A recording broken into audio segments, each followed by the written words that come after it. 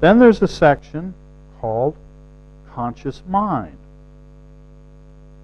And here's where the time period for this one is embedded in a paragraph on the next page. Another 3 to 4 months of regular meditative practice will allow you enough time to learn to deal with the conscious aspect of mind. So if you're looking this in a book, you might want to find that spot and come back here and write it in the column so you can add up the times. And this 3 to 4 months, when you add the whole thing up, carries us out to a total of 7 to 10 months. So you can see that what we're headed towards is at approximately 1 year. Approximately a 1-year program to progress in meditation. The conscious mind is that part of mind which functions during the waking state. It is merely a small fragment of the totality of mind. Our educational system, whether at home, in school, or in the colleges and universities, has no systematic program that teaches us how to really understand and become aware of the whole of the mind, especially the unconscious mind. The small part of mind that is cultivated by our educational system from our childhood onward is merely the conscious mind. The conscious mind employs and relies on 10 senses, called indriyas, to collect data for it from the external world of objects. These consist of 5 subtle cognitive senses, sight, hearing, taste, smell, and touch, and 5 gross active senses, indriyas, which are symbolically called the hands, the feet, the power of speech, and the organs of reproduction and elimination. The hands, it doesn't literally mean that the hands are an organ in the same way that a heart or a stomach is an organ. What it means is that the hand is used as a symbolic representation for holding or grasping in all of the ways we may hold on to anything. So it's an action of holding, and the hand is just a symbol. The feet are not an organ. The word feet is used as a symbol for the karmendriya of motion. See, I'm moving my hand right now. My lips are moving to speak. Those are the indriyas of motion.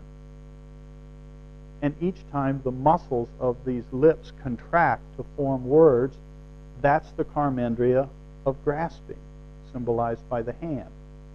The motion of the lips is the karmendriya of motion, symbolized by the feet. Why the feet? Because we use feet to walk. So they're very easy symbols to use to remember what we're talking about. But it's not literally that we're thinking about the hands and the feet. The power of speech, which is the expression, and the organs, this gets closer to organs, but still it doesn't really literally mean organs. It means the energetic impetus to move outward as reproduction and as elimination. Elimination here refers to what's going on in the first chakra for the obvious forms of elimination, but hair, growing hair, is a form of elimination. We exhale, that's a form of elimination. So these are symbolic language. We commonly know only a little about how to educate the small conscious aspect of mind. The sages, however, with the assistance of deep meditation methods, learn to dive deeply into the inner recesses of the unconscious mind and then to make use of it and its capacities in an orderly way. We're still talking about the conscious mind, though. These sages and great ones are able to accomplish that with a simple, systematic method of meditation.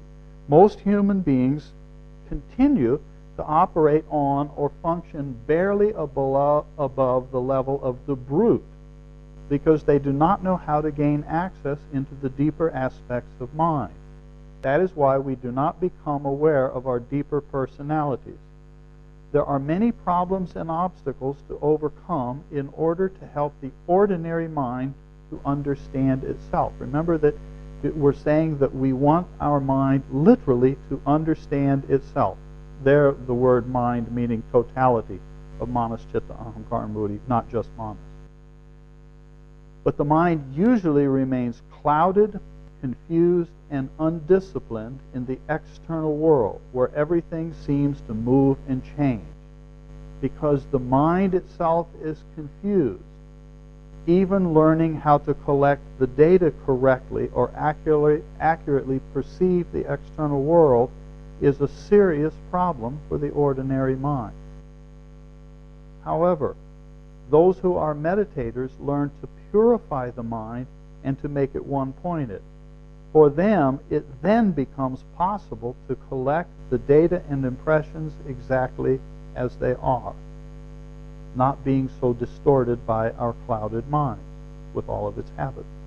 Such a person sees things clearly, while in contrast, the clouded mind remains distorted and dissipated. Now we come into a paragraph. This is sort of closing paragraph of the discussion of conscious mind. And saying anything here would not be complete without mentioning the fact that this book has been re-edited. This is an original version done by Swami Rama. It has been re-edited and republished with a new number, and if you buy it in the open market or the bookstores, you're probably going to buy the new version. And in the re-editing of the book, the meaning has been significantly changed in this paragraph and in the next one, next two in particular. And I don't remember, we're looking at the original as it stands, but for example, in here, in the third sentence is the words, then, comma, the next step. That was removed in the re-edited version. And the sentences were blended in such a way that you lose the meaning. So there's no longer the thing that says next, the next step is.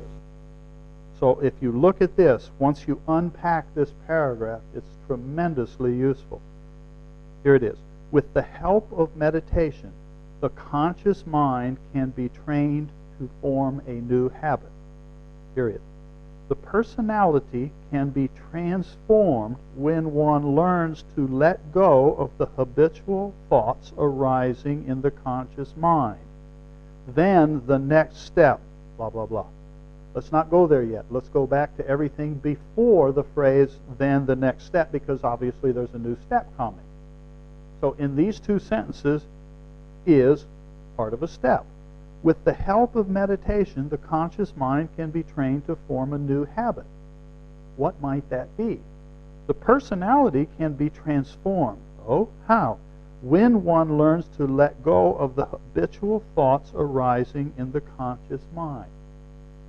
What usually happens with thoughts that arise from the unconscious into the conscious mind? Isn't it true that what usually happens is we grab onto them? Something that's going on in life, some worrisome thing, some problem, some person that I'm loving and missing, or some person that I don't like and I can't get rid of. This thought comes from the unconscious. It comes forward into the conscious mind. Or a cookie or your favorite snack or a cup of chai comes into mind. What happens usually? We grab onto it. Isn't that true? We grab onto it and we're off and running. What if your mind had only one brand new habit? And that the new habit was that when a thought came forward from the back mind, it was automatically let go, instead of it being automatically grabbed onto. That's the new habit. One habit, one single habit. What if that one new habit was there?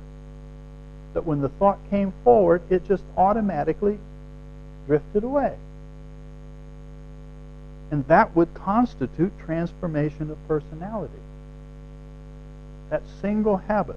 With the help of meditation, the conscious mind can be trained to form a new habit. The personality can be transformed when one learns to let go of the habitual thoughts arising in the conscious mind. Habitual thoughts are those ones that keep coming and coming and coming. What if, whenever one of those habitual thoughts came, it automatically just fell back into the lake of mind from which it came? That would constitute some form of transformation of personality. Nice thing. Now, where it goes on from there, if we've got that principle,